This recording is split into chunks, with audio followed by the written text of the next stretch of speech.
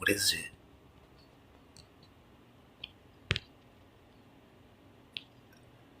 There's a woodpecker nest right above Mr. Bean's outside bed.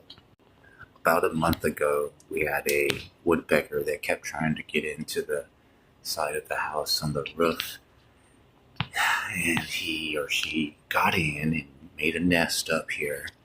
And I'm not sure how many eggs or baby woodpeckers we have, but that's what's happening. And Bean has been enjoying the process.